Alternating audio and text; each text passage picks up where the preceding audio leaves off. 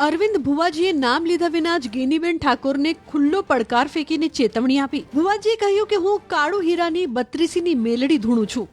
ધૂણનારા બધા ખોટા નથી હોતા. અરવિંદ ભુવાજીએ ત્યાં સુધી કહ્યું કે રાધનપુર, ભાભર, દિયોદર તથા સુઈગામ પંથકમાં તેની 5000 બાધાઓ છે.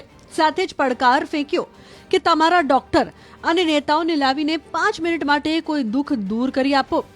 વાત જાણે એમ છે કે થોડા દિવસ પહેલા થરાદમાં ઠાકોર સમાજના નવા બંધારણની જાહેરાત અને સ્નેહ મિલન કાર્યક્રમમાં ગેનીબેન ઠાકોરે ભુવાઓને લઈને નિવેદન આપ્યું હતું.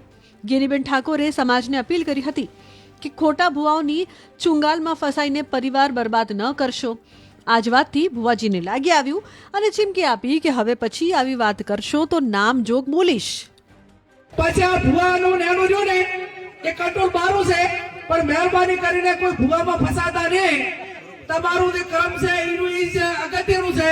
જેવું કર્મ કરશો એવું ભોગવશો.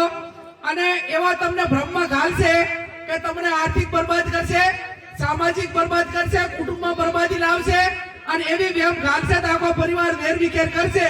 એટલે મહેરબાની કરીને કોઈ પણ પ્રકારનું દખ હોય તો ડોક્ટરને બતાવવું, હગાવાલાને બતાવવું, એને વાત કરવાની.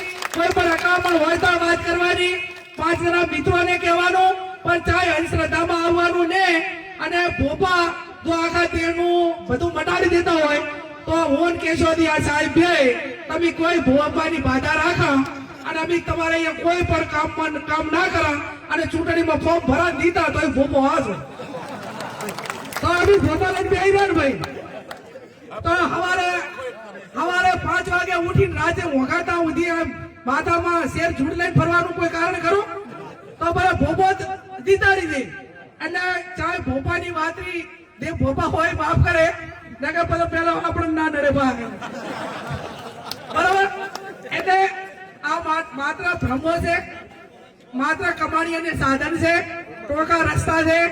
લોકોની માનસિકતા એની સમજણ કેટલી છે, એની મગજની કેપેસિટી કેટલી છે એ નક્કી કરીને ભ્રમમાં ગાલતા હોય છે. એટલે મહેરબાની કરીને કોઈ પણ પ્રકારની તકલીફ હોય તો જેનો જે નિષ્ણાત હોય એના કંદાવું, હગાવાલાનું હોય તો હગાવાલા કંદાવું, દખ દાતું હોય ડોક્ટર કંદાવું અને જે કઈ હોય એ 5 દાડે થઈને એનું નિરાકરણ લાવવું.